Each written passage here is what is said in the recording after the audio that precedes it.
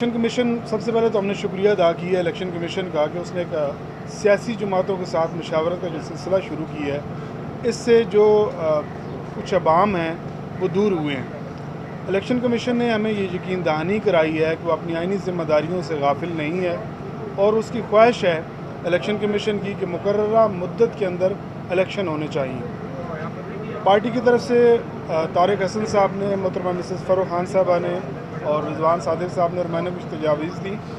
हमारी ये ख्वाहिश है कि इलेक्शन 90 रोज़ के अंदर हों या 190 रोज़ के अंदर हों, साफ़ होने चाहिए, शफाफ होने चाहिए और उसमें तमाम सियासी जमातों को भरपूर अंदाज में अपना लाएअमल और मंशूर आवाम के सामने रखने की खुली इजाज़त होनी चाहिए। हमने इलेक्शन कमीशन से ये भी इस ख्वाहिश का भी इज़हार किया तारिक हसन साहब ने कि अगर हम EVM पे नहीं जा सकते फ़िलहाल तो इसमें बायोमेट्रिक का सिलसिला शुरू किया जाए और बड़े शहरों के अंदर जैसे कराची है, हैदराबाद है, इस्लामाबाद, लाहौर, इन शहरों के अंदर इसे एक प्रैक्टिस की जाए। तो उस पर भी इलेक्शन कमीशन ने हमें अपनी जो उनकी मजबूरियाँ उससे आगाह किया है। दूसरा हमने ये कहा है कि इलेक्शन के अंदर जो वोट के बदले नोट के बदले वोट का कल्चर है, उस पर भी इलेक्शन कमीशन अपनी जो है ना खुसूसी निगाह रखे। और तीसरा हमने कहा है कि ओवरसीज़ पाकिस्तानियों को इलेक्शन का हक़ जो है वो मिलना चाहिए। उसके सिलसिले में अगर कोई आर्डीनेंस आ सकता है या इलेक्शन कमीशन समझता है कि कानून साजी तो नहीं हो सकती, लेकिन मेरे ख्याल में कि इलेक्शन कमीशन को ये ओवरसीज़ पाकिस्तानियों को वोट का हक़ ज़रूर देना चाहिए।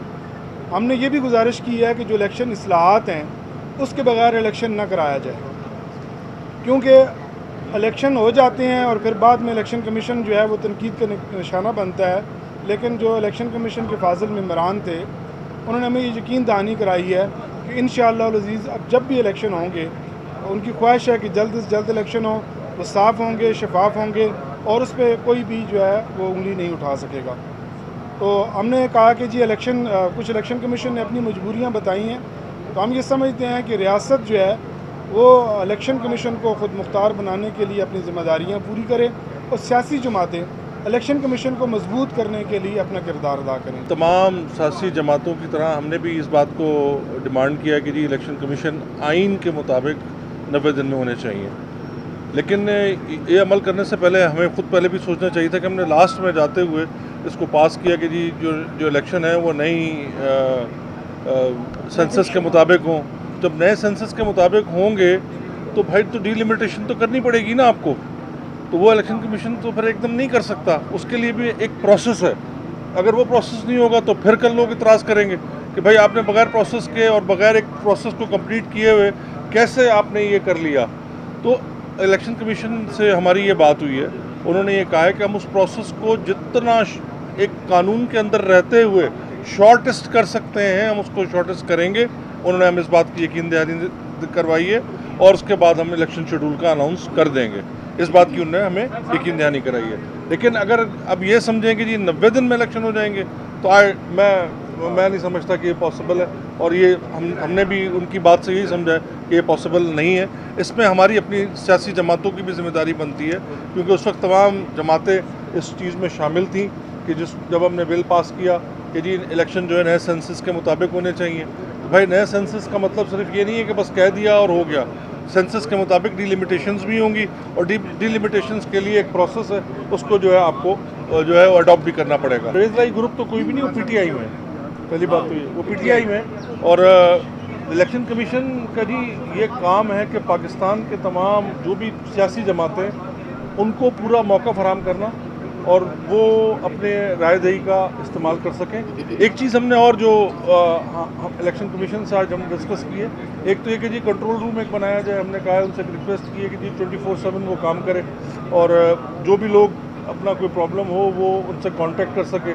तीसरी हमने बात ये की, जैसे ही आपका वोट रजिस्टर्ड होता है, आप अपना शनाख्ती कार्ड बनवाते हैं, ID कार्ड बनवाते हैं, वैसे ही आपका वोट इलेक्शन कमीशन में रजिस्टर्ड होने जाना चाहिए। आपको धक्के ना खाना पड़ेंगे जी आप जाके अपना वोट रजिस्टर्ड कराएं, आप ये करें और आप वो करें। ये भी हमने आज इलेक्शन कमीशन से डिस्कस किया। हाँ, एक जगह प्रॉब्लम आएगी कि बहुत सारे लोगों ने अपने शनाख्ती कार्ड में एक मुस्तकिल पता और एक आर्जी पता लिखा हुआ है। वहाँ उनको चॉइस देनी पड़ेगी कि उनका वोट मुस्तकिल पते पर डाला जाए या आर्जी पते पर डाला जाए। और अगर आप चॉइस नहीं देते हैं तो उनका वोट ऑटोमेटिकली मुस्तकिल पते पे चला जाता है, जिसके बाद लोग एतराज़ करते हैं कि जी मेरा मुस्तकिल पता तो जो है या फिर अब मैं रहा इस्लामाबाद में रहूँ, मेरा मुस्तकिल पता जो है अटक का है या पेशावर का है या एबटाबाद का है या मानसरा का है या गुजरावाला का है, वहाँ क्यों वोट डल गया? भैया आपको जाके कम से कम इन्फॉर्म करना चाहिए, फिर आपने जो एड्रेसेस क्यों लिखे?